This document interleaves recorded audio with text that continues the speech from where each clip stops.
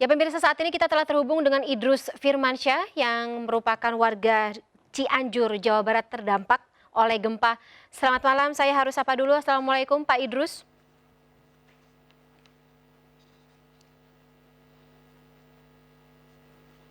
Selamat malam, saya sapa lagi. Assalamualaikum Pak Idrus. Baik, mungkin kalau misalnya lewat Zoom bisa di-unmute terlebih dahulu. Baik, selamat Ya, malam Pak sudah. Idrus. Selamat malam. Baik, sebelumnya terima kasih sekali telah meluangkan waktu bersama kami di Breaking News MNC News. Dan saya juga mengucapkan duka cita Pak atas kondisi yang Bapak alami dan juga Bapak dan teman-teman di Cianjur, Jawa Barat, khususnya atas bencana yang melanda wilayah Cianjur, Jawa Barat. Tapi kalau boleh tahu Pak Idrus tinggal di mana?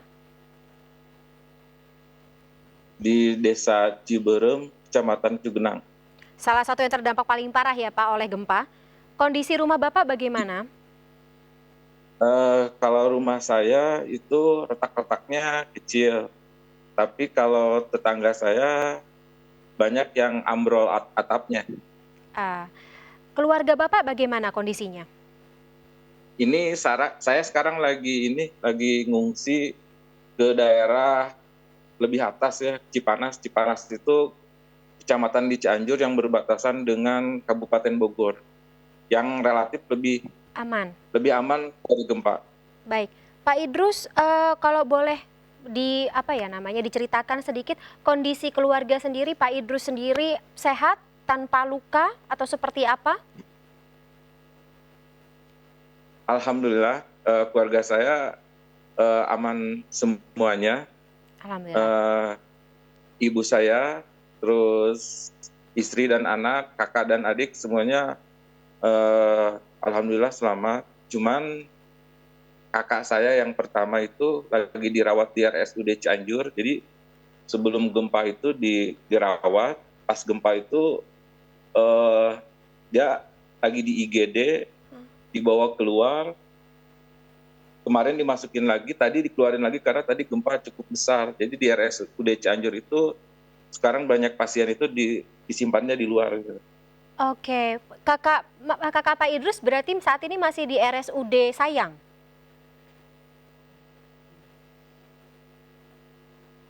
Pak Idrus? Iya betul. Kondisinya bagaimana Pak? Sakit apa kalau boleh tahu? Iya Atau betul. ada luka-luka? Ya jadi sakitnya itu bukan diakibatkan oleh gempa sebenarnya. Oke. Jadi sehari sebelum gempa itu dirawat di rumah sakit. Cuman pas gempa itu Kebetulan lagi di rumah sakit. dibawa keluar ruangan dan itu memperparah sakitnya gitu. Oke. Karena bangunan RSUD Cianjur itu retak-retak gitu. Baik, saya mohon maaf atas kejadian ini Pak. Saya harapkan agar sakitnya kakak Pak Idrus diangkat cepat ya, lekas sembuh, kemudian juga penanganan di sana juga masih Amin. bisa berjalan lancar. Pak Idrus, mungkin saya ingin gali sedikit Pak, ketika gempa terjadi. Saya mohon maaf Bapak harus kembali bercerita. Kalau boleh tahu kronologinya atau saat gempa tersebut terjadi, Pak Idrus lagi di mana, keluarga lagi di mana, sedang apa? Jadi ceritanya begini, kan saya kerja di Jakarta.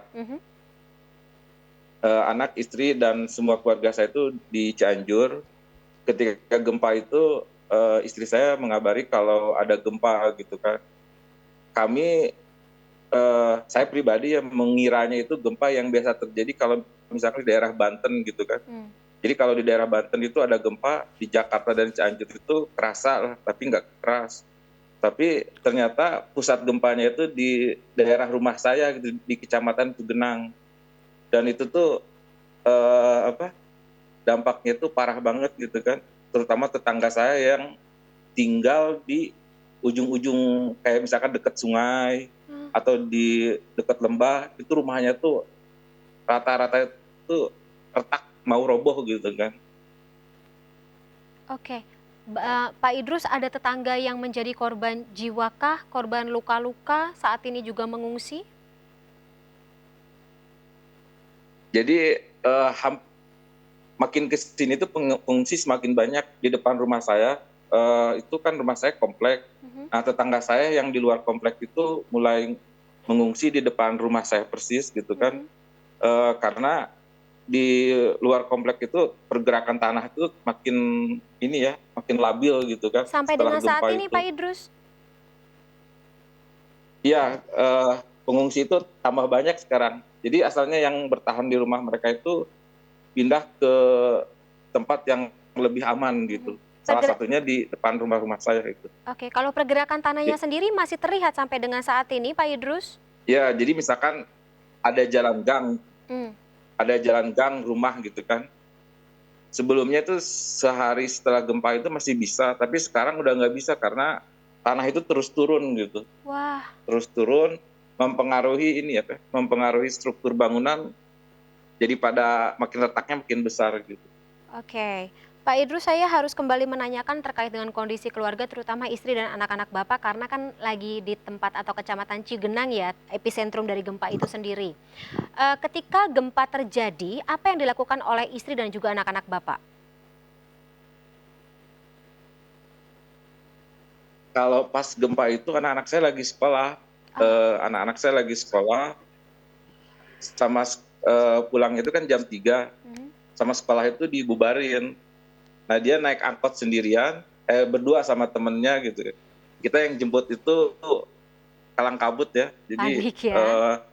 anaknya ada di mana gitu kan. Mmm, Waktu gempa itu tuh jalan raya Cipanas Cianjur itu crowded lah, macet, ah hah, apa, angkot pun ada yang macet? berhenti di mana gitu istilahnya. Eee, Sampai kakak saya tuh nyariin anak saya tuh di jalan gitu, angkotnya udah nyampe apa belum mhm, gitu. Tapi chaos ya alhamdulillah pokoknya Pak sih, Idrus ya?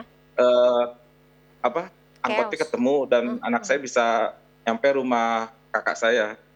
Oke, itu proses mencarinya berapa jam, Pak berapa jam, Pak Idrus? Anaknya nggak bisa dihubungin ya? Sekolah kan nggak boleh bawa Oh HP, iya, jadi, eee, ya gitu nyarinya nungguin di pinggir jalan dan nyariin angkot satu-satu yang lewat gitu. oke. Pasti suasana sangat kacau dan chaos ya waktu itu ya, Pak Idrus ya? Iya, sekolah bubarin, pas gempa itu sekolah langsung bubarin, anak-anak ada yang pulangnya itu nggak karuan lah istilahnya gitu, Mmm, karena kan mereka, jadwal pulang itu jam 3 tapi pulang duluan gitu, yang jemput baik. itu bingung gitu. Baik, Pak Idrus.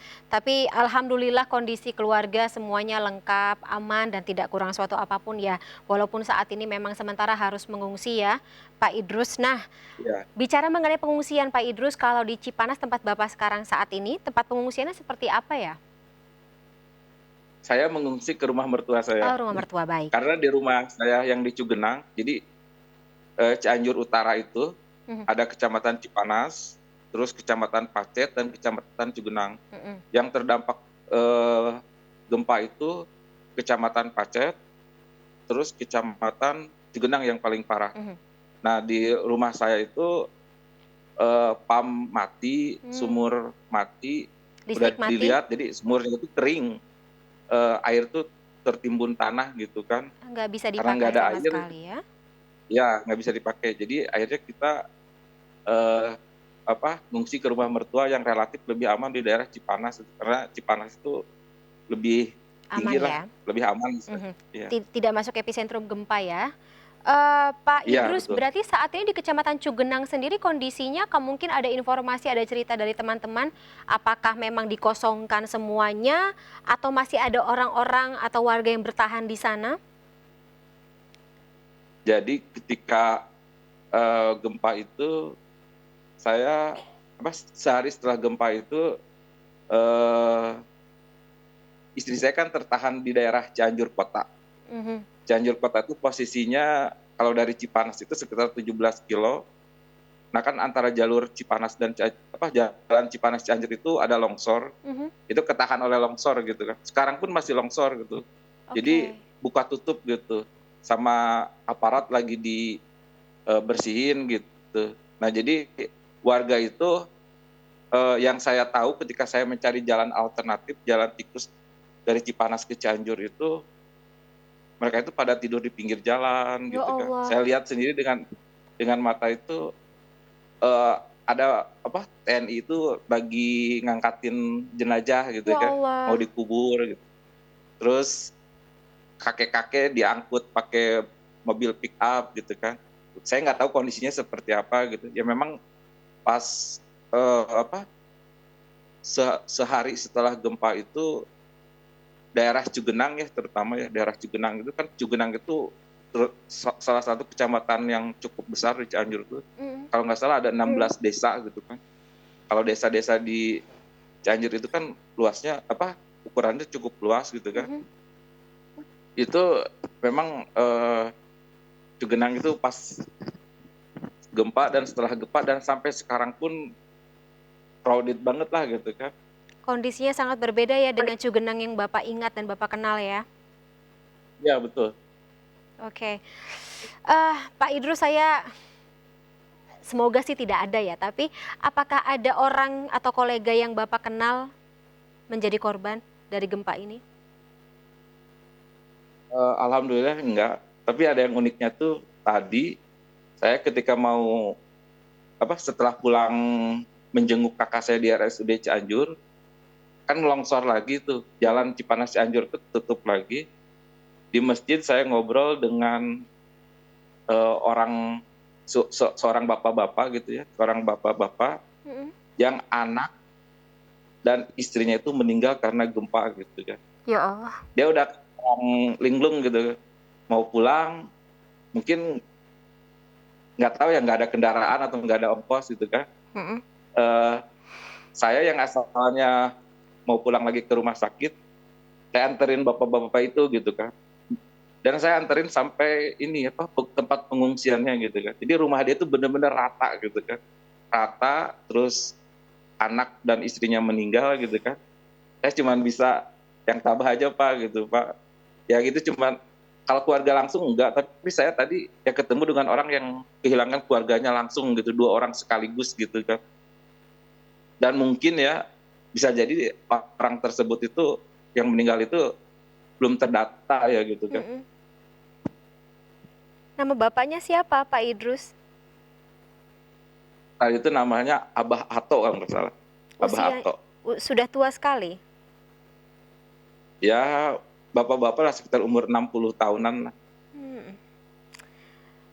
Rumah rata dengan tanah, kemudian sendirian ya saat ini ya kondisinya? Bersama keluarganya ya. Jadi beliau itu punya anak, informasinya 5 gitu kan. 1 meninggal, berarti sisanya tinggal 4 gitu kan. Ya Allah. Ya, jadi tinggal di penampungan itu bersama anak-anaknya gitu kan. Jadi ya, dia cerita gitu, yang dia punya itu cuman cuman baju sama celana yang dia pakai aja katanya. Nggak ada yang tersisa ya? Iya, nggak ada yang tersisa kata dia. Kata bapak itu, kata beliau. Baik Pak Idrus. Cerita-cerita seperti ini yang kembali mengingatkan bahwa harus ada perhatian khusus dari pemerintah terkait dengan bagaimana keselamatan dan juga keamanan warganya.